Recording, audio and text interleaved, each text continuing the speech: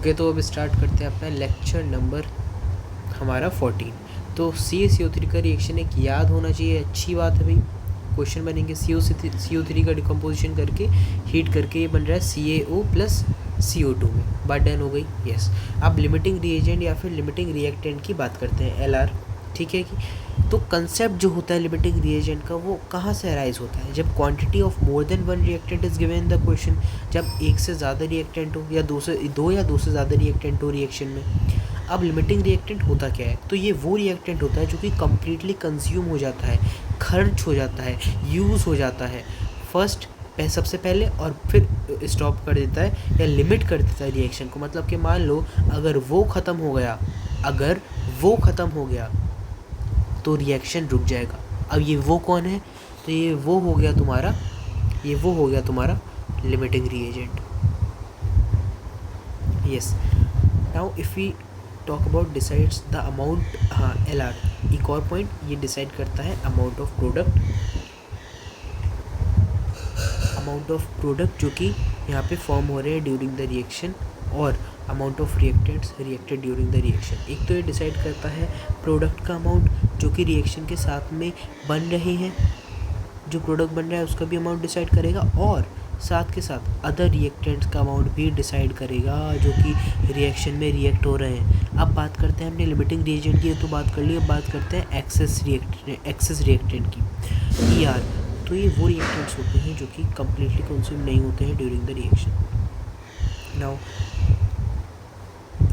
If these are not completely consume, that's why they are called excess reactant. मतलब कि excess में after the reaction some amount of excess reactant remains unreacted. लेकिन जैसे reaction complete हो जाएगा तो reaction के बाद इनका कुछ अमाउंट तो फिर भी बच जाएगा, मतलब कि बिना रिएक्ट वाला, मतलब कि जो यूज़ नहीं हुआ है, जो खर्च नहीं हुआ है, जो कंज्यूम नहीं हुआ है, वो रह जाएगा। अब number of moles of X तो हमें निकालने आता ही है कि given mass by molar mass और given number of entities divide by Avogadro number, या given volume divide by molar volume, सिर्फ गैस के लिए वाला। तो इसका यूज़ होने वाला है बेसिकली यहाँ पे क्वेश्चंस में। तो देखो मेरी बात को बड़ी ध्यान से सुनो, एक एग्जांपल करते हैं चलो। तो मैंने यहाँ पे 2H2 प्लस O2 2H2 ये रिएक्शन लिया है। इसमें मुझे लिमिटिंग रिएजेंट बताना है, और इसमें साथ के साथ मुझे बताया है कि 10 मोल हैं H2 के और 10 मोल हैं O2 के। बात डन हो गई। तो अब इसमें मुझे कैलकुलेट करना है लिमिटिंग रिएजेंट कौन है। अब देखो इसकी एक ट्रिक होती है, तो एक काम करते हैं, मैं ट्रिक बाद में बताता हूँ, पहले रियल एप्लीकेशन बताता हूँ एक्चुअल में कॉन्सेप्ट क्या होता है। ठीक है, पहले रियल एप्लीकेशन करते हैं। एक बात सुनो मेरी ध्यान से, स्टैंडर्ड लिख देते हैं 2 मोल और 1 मोल। एक बात बताओ ज़रा, H2 को कम्प्लीटली कंज्यूम होने के लिए कितने O2 की ज़रूरत है, वो मुझे निकालना है। कैसे निकालूँ, आ जाओ निकालते हैं। तो 10 मल्टीप्लाई बाय इसका स्टैंडर्ड यहाँ पे रखेंगे 1 डिवाइड बाय, और इसका स्टैंडर्ड डिवाइड कर देंगे, मतलब कि 2। तो ये आ जाएगा 5 मोल। अब ज़रा जल्दी से मुझे देख के बताओ क्या 5 मोल मेरे पास अवेलेबल है रिएक्शन में। हाँ सर, आपके रिएक्शन में आपको क्वेश्चन वाले ने 10 मोल दिए हैं ऑक्सीजन के, बिल्कुल। इसका मतलब मेरे पास यार 5 मोल तो है ही ना। तो इसका मतलब H2 को जितने ऑक्सीजन के मोल की ज़रूरत है वो उसे मिल रहे हैं। बात डन हो गई। H2 को तो मिल रहा है यार, मतलब कि H2 कम्प्लीटली कंज्यूम हो जाएगा, मतलब H2 हमारा लिमिटिंग रिएजेंट होगा। ये बात यहीं पे डन हो जाती है। लेकिन मैं फिर भी ये वाला चीज़ करके दिखाऊंगा तुम्हें क्या, कि अब ऑक्सीजन को कितनी ज़रूरत है कम्प्लीटली कंज्यूम होने के लिए H2 के मोल्स की। तो O2 का गिवन मल्टीप्लाई करेंगे हम, H2 का स्टैंडर्ड 2 और O2 का स्टैंडर्ड 1, तो ये आ जाएगा 20 मोल्स। इसका मतलब O2 को पूरा खर्च होने के लिए 20 मोल ऑफ हाइड्रोजन की ज़रूरत है। ज़रा देख के बताओ क्या मेरे पास 20 मोल मौजूद है। मैंने जब देखा तो मेरे पास तो 10 मोल थे, मौजूद तो नहीं है सर। हाँ, तो बिल्कुल वही बात है। वैसे तो ये बात मुझे पहले ही पता चल गई थी कि ऑक्सीजन पूरा कंज्यूम नहीं हो पाएगा, क्योंकि मुझे हाइड्रोजन पता चल गया था लिमिटिंग रिएजेंट है। लेकिन यहाँ पे अब वो वेरीफाई भी हो गया है कि 20 मोल की ज़रूरत है, लेकिन है मेरे पास 10। इसका मतलब ऑक्सीजन बच जाएगा रिएक्शन में, पूरी तरीके से खर्च नहीं हो पाएगा। बात डन हो गई यहाँ पे। ऐसे हमें पता चल जाता है लिमिटिंग रिएजेंट का ये पूरा कॉन्सेप्ट है, ये पूरा एक्चुअल कॉन्सेप्ट है। और अगर सवाल में तुमसे पूछा है कि अनरिएक्टेड मोल्स ऑफ ऑक्सीजन निकालो, तो देखो अनरिएक्टेड मोल्स कैसे निकालेंगे, H2 को ज़रूरत थी 5 मोल की और मौजूद है 10, तो 10 माइनस 5 करोगे तो ये 5 मोल आएगा अनरिएक्टेड।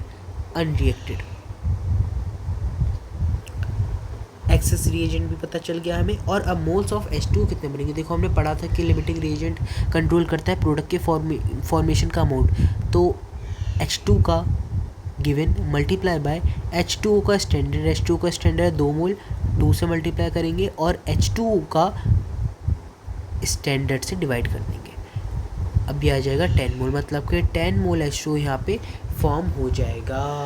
ये बात डन हो गई।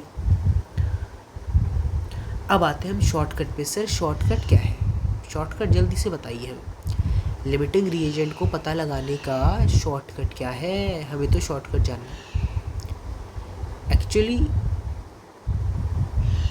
चीज़ें तो कॉन्सेप्ट से निकलती, वो बन जाती है शॉर्टकट। अब मेरी बात को ध्यान सुनना, कंडीशन लेकिन इस शॉर्टकट की पहले सुन लो, ये सिर्फ मोल्स में ही लगेगा। हाँ, अब हम आते हैं अपनी मेन मुद्दे पे। ये जो 10 है, 10 मोल्स जो दे रखा है, हाँ सर, इसे तुम्हें डिवाइड करना पड़ेगा 2 से। सर ये 2 कहाँ से आया, ये 2 है ये वाला स्टोइचियोमेट्रिक कोएफिशिएंट, ये वाला, और आंसर आता है 5। बहुत बढ़िया। सर ये कर क्या रहे हो, पता नहीं मुझे, अभी तुम देखते जाओ। ये जो 10 मोल गिवन है O2 का, ये रखो, यहाँ पे स्टोइचियोमेट्रिक कोएफिशिएंट 1 है, 1 से डिवाइड कर दो, ये तो 10 आ गया।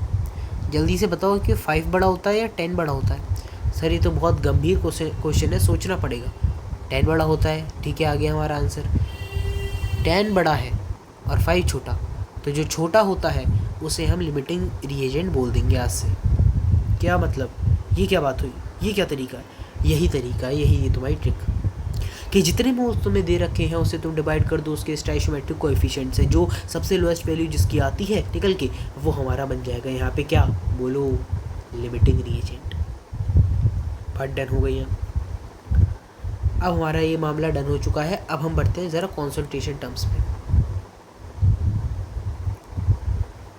कॉन्सेंट्रेशन टर्म्स में सॉल्यूशंस आता है। सॉल्यूशन क्या होता है सर, होमोजीनियस मिक्सचर होते हैं 2 या 2 से ज़्यादा सब्सटेंस का। क्या बात कर रहे हो, हाँ।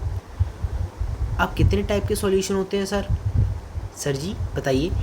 On the basis of number of components, मतलब कि कंपोनेंट्स के बेसिस पे बताइए। कंपोनेंट मतलब कि उसमें कौन कौन हिस्सा ले रहे हैं, कौन कौन मिलके बना रहे हैं उस सॉल्यूशन को, उसके कंपोनेंट, ठीक है। अब इसमें 3 होते हैं, binary solution, ternary solution, quaternary solution. क्वा इसका मतलब ही 4 होता है, बाइनरी में बाई का मतलब ही 2 होता है, टर्नरी में टर्शरी, टर का मतलब ही 3 होता है। बात यहीं पे ही ख़त्म हो गई, यहीं से ही क्लियर हो गई।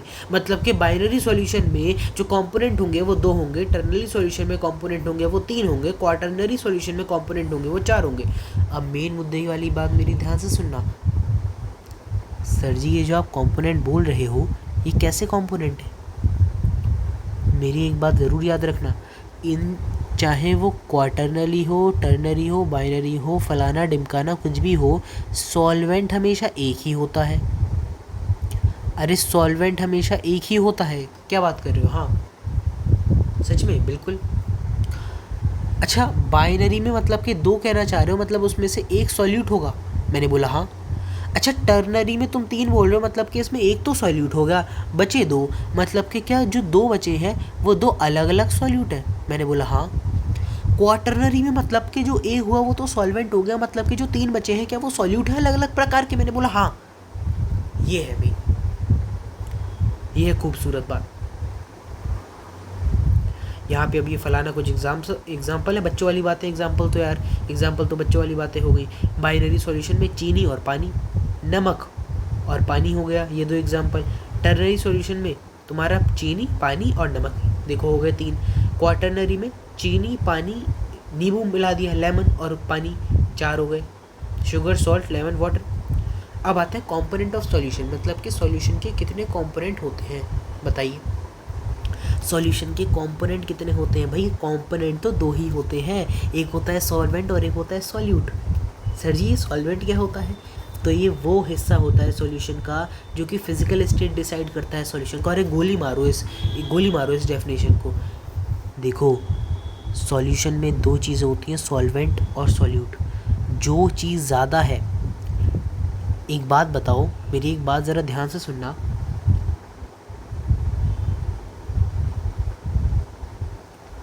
मैंने एक मुट्ठी मिट्टी ली, क्या ली मैंने? एक मुट्ठी मिट्टी ली और मैंने 10 लीटर पानी ले लिया। ध्यान से सुनना, ये मेरा अभी अभी खुद का बनाया हुआ है, एकदम 2 सेकंड हुए ऐसे एग्जाम्पल को बनाए हुए। एक मुट्ठी में मिट्टी ली, मिट्टी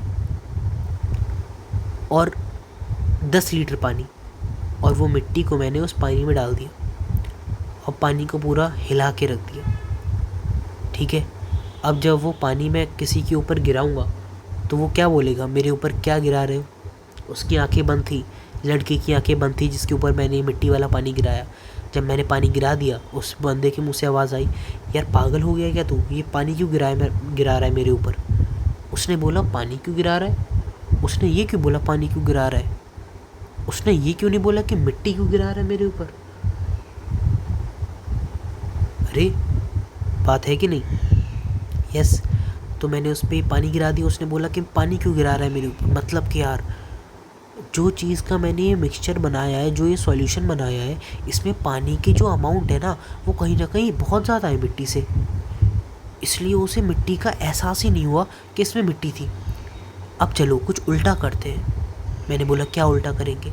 मैंने एक मुट्ठी पानी ले लिया और 10 किलो मिट्टी ले ली। ध्यान से सुनना, एक मुट्ठी पानी ले लिया, हाथ में एकदम पानी मैंने पकड़ लिया और पूरा मुट्ठी को दबा लिया जितना पानी आ सका, और मिट्टी ले ली 10 किलो। आपस में उसे ऐसे मुट्ठी को मैंने डाल दिया मिट्टी में। अब उस लड़के की फिर से आंखें बंद थी, आज वो सो रहा था अपने बेड पर सुबह सुबह। मैं आया गुस्से में और ये जो मैंने सॉल्यूशन बनाया है ये मैंने उसके ऊपर डाल दिया। अब उसके मुंह से आवाज़ आई, यार तू फिर पागल हो गया है, ये मिट्टी क्यों डाल रहा है मेरे ऊपर? क्या बात कर रहे हो यार, क्या बात कर रहे हो? उसने पता लगा लिया। क्यों? क्योंकि मिट्टी उसमें ज़्यादा थी। इसका मतलब सॉल्यूशन में जो चीज़ ज़्यादा होती है वो सॉल्यूशन की फ़िज़िकल स्टेट डिफ़ाइन करेगी, और उस सॉल्यूशन की फ़िज़िकल स्टेट वही होगी जो सॉल्वेंट की है अगर सॉल्वेंट ज़्यादा है, या फिर वो सॉल्यूट की है अगर सॉल्यूट उसमें ज़्यादा है। बताओ बात समझ आई कि नहीं? ये है कंसेप्ट। और ये एनसीईआरटी की कुछ याद करने वाली बात है कि सॉल्वेंट को हम 1 से रिप्रेजेंट करते हैं। सॉल्वेंट अगर लिक्विड है तो लिक्विड सॉल्यूशन बोलेंगे, सॉल्वेंट सॉलिड है तो लिक्विड सॉलिड सॉल्यूशन बोलेंगे, सॉल्वेंट अगर गैस है तो गैस का सॉल्यूशन बोलेंगे। और एक बात ध्यान से सुनना, कोई भी चीज़ कंपोनेंट में अगर ज़्यादा हो गई, मान लो मिट्टी कभी ज़्यादा हो गई पानी से, तो मैं मिट्टी को सॉल्वेंट बोल दूंगा। क्या बात कर रहे हो? अगर पानी ज़्यादा हो गया मिट्टी से तो मैं मिट्टी को सॉल्वेंट बोल दूंगा। सॉल्वेंट को अपने दिमाग से ना निकाल दो कि सॉल्वेंट लिक्विड होता है। सॉल्वेंट लिक्विड नहीं होता। सॉल्वेंट वो है जो ज़्यादा है।